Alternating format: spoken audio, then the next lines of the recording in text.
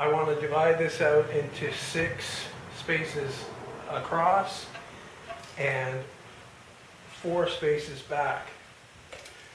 So the first step is I cut these parts, which are the front to back dividers. They're the right height, they're the right length, and they fit in nice and tight. So I need to calculate the size of the parts that will divide it up afterwards. To do that, I measure the overall width of the drawer inside, and I see that I have 18 7/8.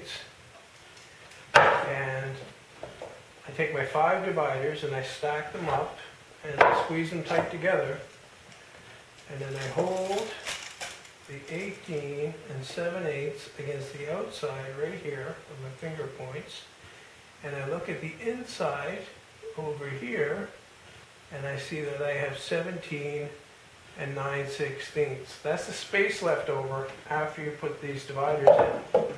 So 17 9/16.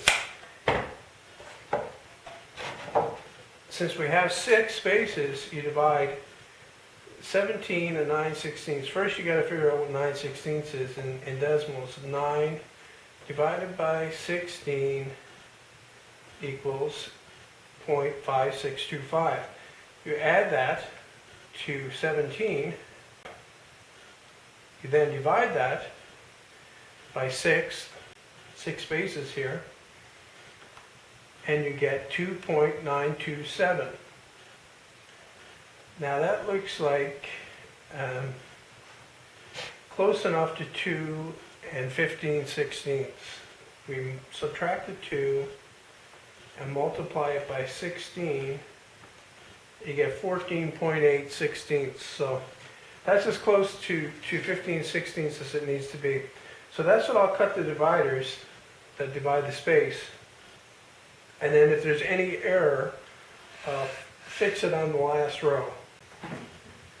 So I've cut the spacers to 2 15/16.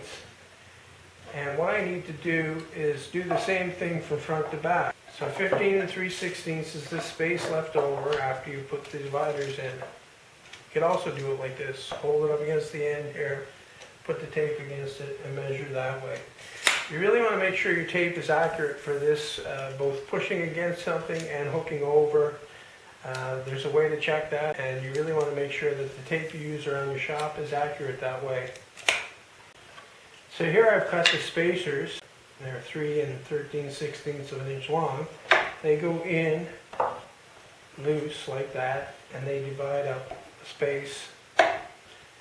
They line up where the spacer needs to go. You just use those to place your spacer. Now the way these spacers are going to be attached is just with glue. What I'm going to do for now is I'm going to put glue on the bottom, and I'm going to slip it down in and let that set. After it's firmed up enough that I can move it around, I'll use glue in the corners here to add strength to it. These dividers are not going to see a lot of stress. If one does break loose, it's not a big deal.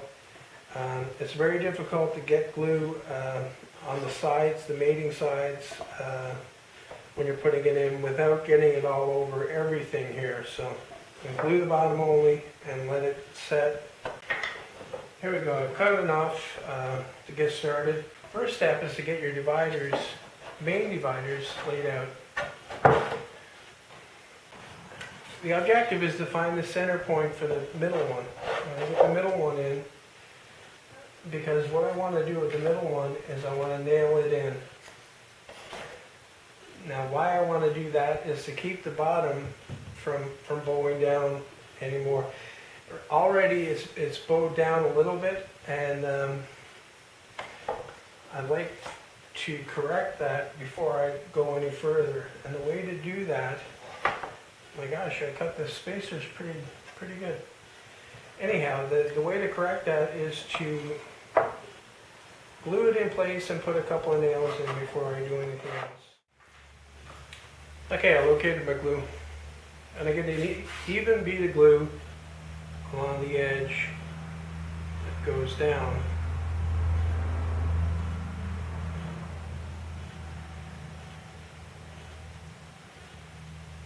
have to be too particular here. Any squeeze out really doesn't matter.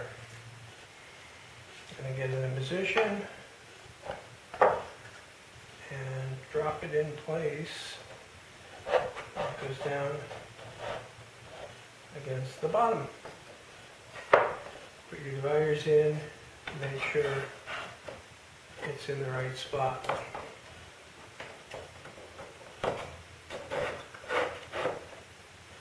Once you have it evened up, you know it's good. I'm going to put a couple of nails in it. Now, there's a trick to nailing into plywood that's this thin. And its first thing is to use a thin gauge nail. This is not really that thin. This is an 18 gauge nailer. I'm using 3/4 inch nails. The real trick is to put your nailer in line with the board this way. So if the plywood goes this way, that's the way you want to drive your nail, in line with it like that. Holding the nail gun like this, it will always shoot out the side. By holding it this way and lining it up at the dead center of the thing, it will always go in straight and never come out the side.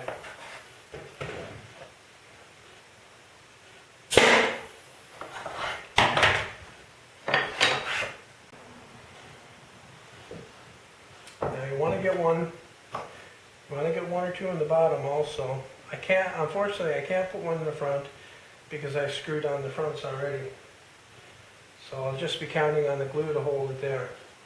But I do want to get a couple in the bottom to stop it from bowing down, which is the situation that I'm trying to correct anyway.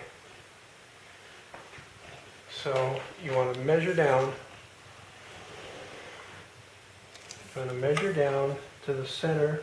I see that that's 10. Transfer that mark onto the back. And once again, you want to hold the nailer so that it's in line with the wood this way. And you want to try to keep it level, don't aim it down or up.